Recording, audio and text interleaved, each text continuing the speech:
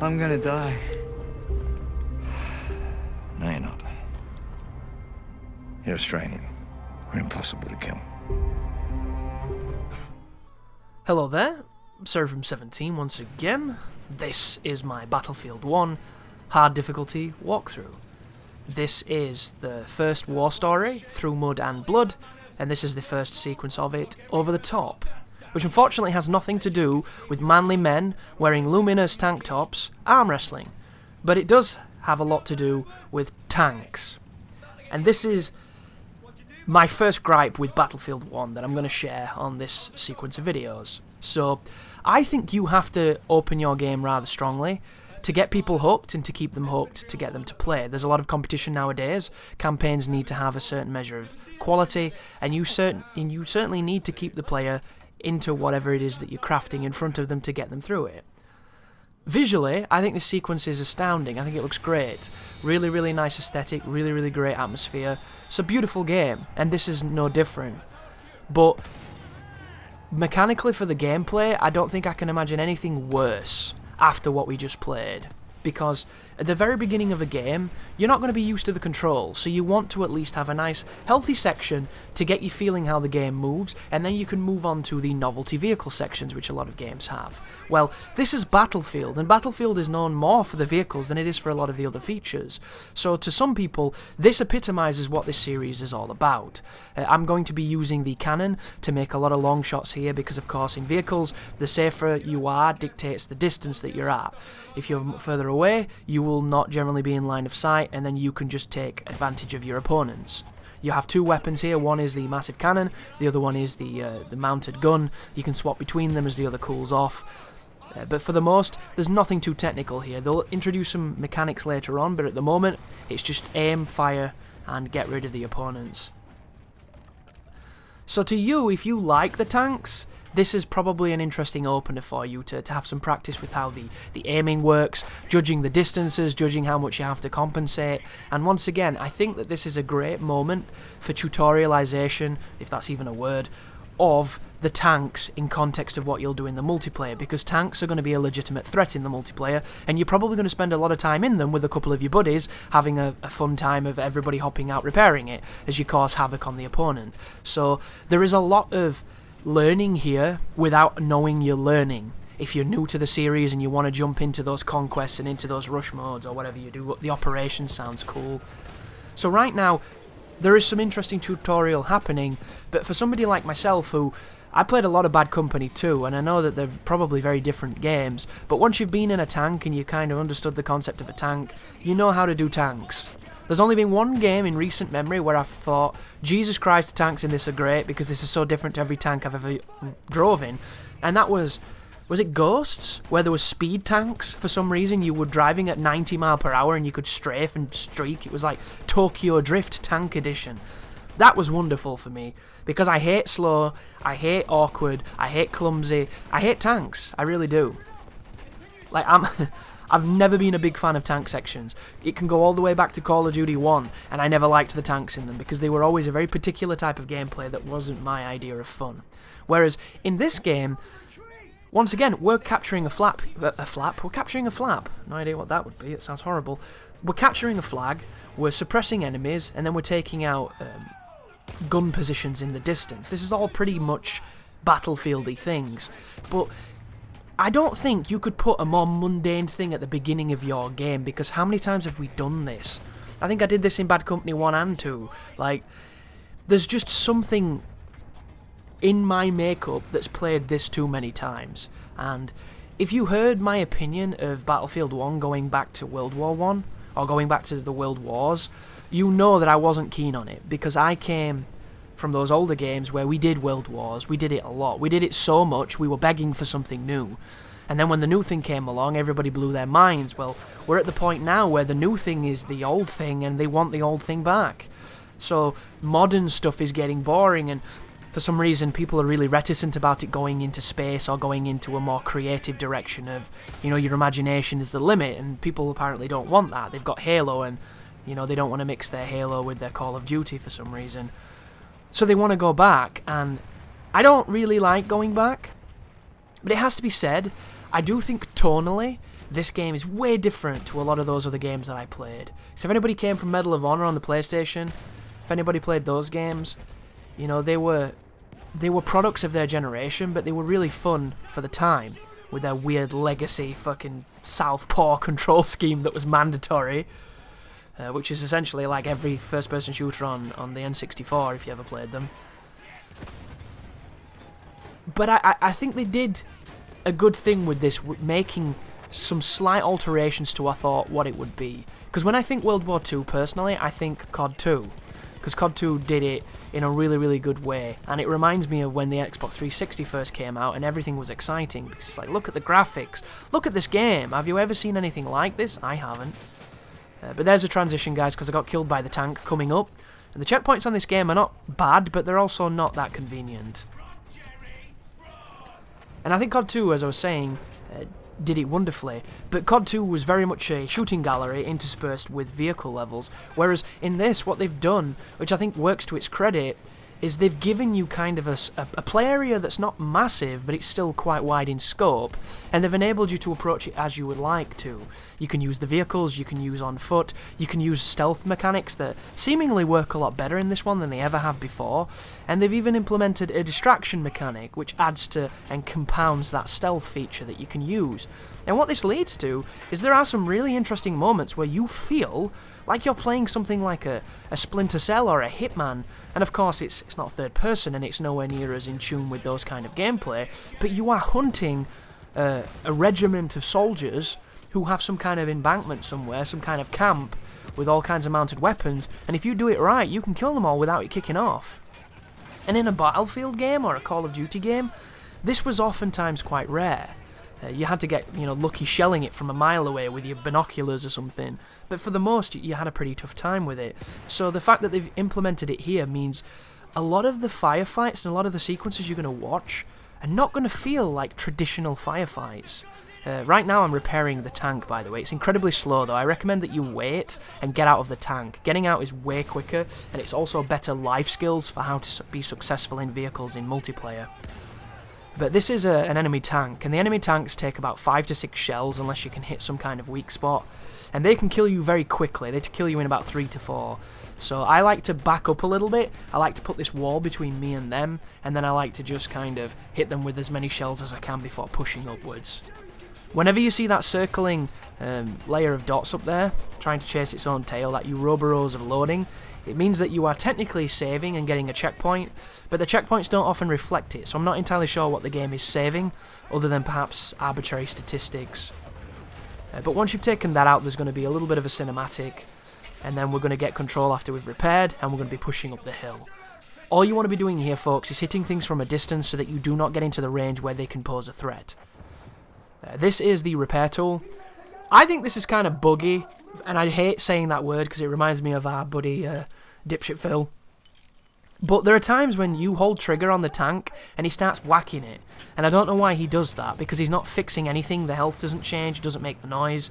You have to have it so that he wrenches it. If he whacks it, it must be some kind of attack that's registering, even though he does it really fast. It's not classing as a repair. And I had countless times where I was out wrenching it and the life wouldn't go up. I had times when I got out of the tank and there was no life, so it didn't display life at all, so I couldn't tell if I was healing it or not. And then I had times where, after I got in the tank, after repairing it, instead of showing the tank's life, it showed my life for some reason. And when the tank got hit, it didn't take away from the tank's HP. It was really weird. I got shot by standard people with guns, and it was doing massive damage, like I was being hit by anti-tank rifles. So I got out of the tank, got back in, and it reset it. So I've had a couple of weird moments in the tank. Hopefully it's just me, but weird repair moments. And if you've ever played Battlefield before, you will know that a very valid strategy with tanks is to get out, stick up their ass, and repair them. And this works great in this game. There are sequences coming up later on in this mission where you can literally do that, and the NPCs will shoot everybody really well. All you have to do is make sure that you're not visible to be shot, make sure you don't get lucky grenade, and just constantly keep fixing and tweaking that HP bar. And it is a valid strategy of being aggressive. On this recording, I'm going to do those stealth sections sufficiently that we won't need to do that, but I'll also tell you that you can have that as a strategy should you want to choose it. But coming over here, you can take out the artillery. There's some nice explosions going off. The smoke in this game is beautiful. It's one of the most realistic, awesome smokes I've seen in a video game. But it has to be said, in the campaign, it's a pain in the dick. In multiplayer, it's probably great because your opponent can't see, and neither can you. But in the campaign, everybody can see but you. And I really disagree with those kind of things, because there are times when the explosions go off, and you're like, ooh, that's great, and then you start getting shot. And it's like, sorry guys, no. There should be some kind of sensor here, there should be some kind of tweak that happens that when smoke is present and between you and an opponent, they don't know where you are. They shoot wildly or something, because when they're shooting you perfectly on a harder difficulty and you can't even see where they fucking are, so you can't even lay down in a place where they can't see you, it feels like bullshit. And when a game feels like bullshit, it's never fun. And for the most, this game is very bullshit free. You can control almost all the engagements. You can get through most of the engagements without even engaging, which is an interesting choice. But those are the moments that I feel are particularly annoying. And it's just because the smoke is, so good. Like, look at it. How the hell are you meant to see behind that tank? You can't. But they can, and of course they're perfect, so it's how it works. But we've spent 10 minutes now driving a tank, shooting in the middle of what looks like my village. Doesn't do much for me. Maybe you guys love it, maybe it's, your favourite part of Battlefield. Well, you're in for a treat, because ironically, the first level, not only do I think is the most tedious, but it's also the longest. This level clocks in at about an hour, when you know what you're doing. Maybe a bit longer, depending on how awkward the spawns can be. No level's as long as this one, so it starts, not only does it start on a rather polarising tank mission that's a little bit too sundry for my personal tastes, but then everything afterwards is way shorter and way more exciting. So I just don't think it's a great way to start the game, and I would actually recommend, if you want to get, a nice introduction to the game, start with Mission 2. It's the same concept, the only difference is you're flying and it looks way more impressive. And flying is something that I just think is more exciting than driving a slow-ass shitty tank, even though I know there will be people who really dislike the flying because it's flying in games. Some people just hate it. But there's also an interesting thing happening here as we try and take out these Jerrys. You'll notice that the ground troops throw a lot of grenades. And all we're doing here is we're vying for position, and every time you kill people you get a little bit more power. If you stand here when unattested, you will not have to play the tug of war to get more of the point. But there's a lot of little shits throwing anti-tank grenades, and the anti-tank grenades do stack up, so be very careful. I think those ones were stuck in my tread, so I couldn't get away from them. But look how many grenades there are, it's kind of crazy. I thought it was funny when I was first playing, because I didn't expect there to throw so many grenades. And because this is, of course, a more ambitious game than the previous ones, there's also more enemies doing it. But you can run them over if you want to. You can shoot them with the incredibly inaccurate hip fire of the tank. But just continue to contest, get out of the tank, repair it every so often. Make sure you're facing the right area to repair, because you won't get it. And always get back in the tank before you get killed, because you die so fast when a few people are shooting you. And they will shoot you because they're quite accurate on hard. Something worth mentioning too before I forget. At the beginning of each level you can choose your difficulty, and the UI for choosing difficulty, the interface, I don't think is the best. I ended up playing one level on normal by accident because I forgot to change it, thinking it would put everything on hard. It doesn't. You have to manually select the difficulty at the beginning of every one, and I think the difficulty is the one that is lit up the most, rather than the one that says press Y next to it.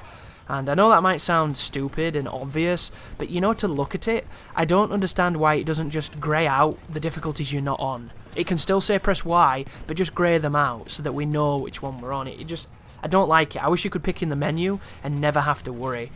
Because I didn't get the achievement when I beat the game, because I'd accidentally played one of the missions on fucking normal like an idiot. So I had to go back and re-record that bit. Which, it was only one part of one level, and it was actually a pretty easy one because it was a flying mission.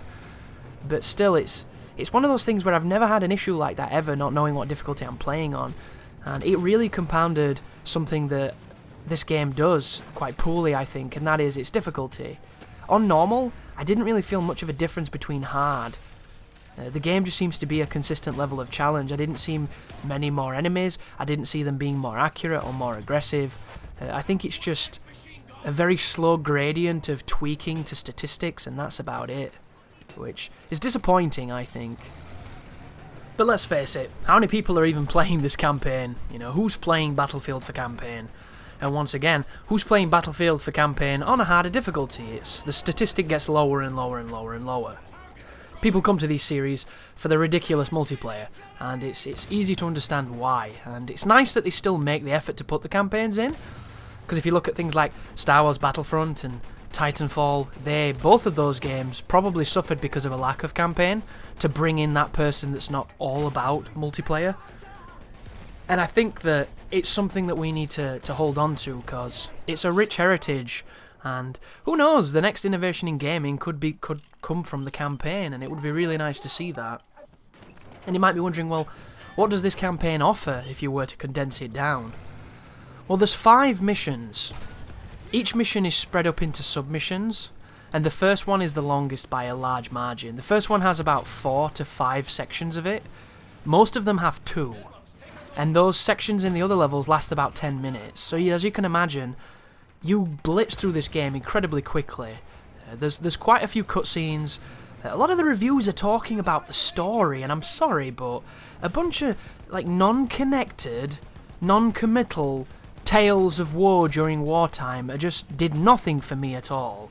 They keep talking about the emotional resonance and capturing the horrors of war. If you don't know the horrors of fucking war, you have never been in a history lesson that's discussed it, because war is way worse than anything you'll see in a video game.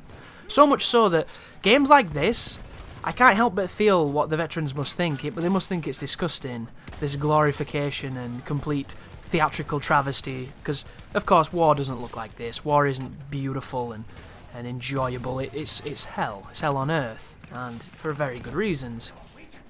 The stories that they present are short and snappy. They've got a little bit of punch here and there between characters as you build slight relationships, and then there's some kind of ending that's either underwhelming or rather predictable, because your dog, it's war. And then before you understand where this game is going and you question the fact the campaign's about 3 hours long, in before Pigeon sequence. So I was laughing in hysterics when I first played this moment, because they send out a carrier pigeon to tell HQ to carpet bomb because they're overrun. It's essentially a touching moment of men realising that they have to kill themselves for the greater good to stop the Jerrys from, potentially getting their hands on a tank. So I decided to try and break this section by seeing if I could do stupid shit with it. So I decided to try and fly into the ground, decided to try and fly into the buildings, fly into the posts, but you can't.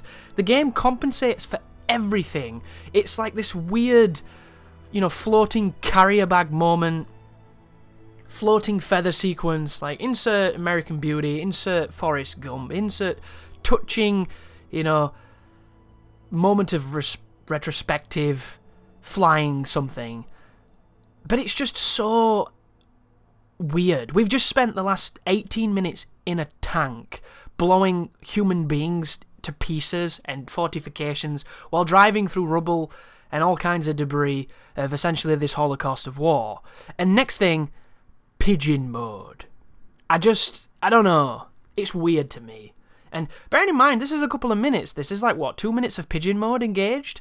That's 2 minutes of an average 10-minute level, and there's only a few levels, so you spend more time in this game being a pigeon than you do certain other things, which is pretty concerning. But, yeah, weird and funny, and I don't know, I don't think it complemented it the way that perhaps they thought it were. People who want that kind of thing are probably playing Journey. But thank you for watching. You take care now.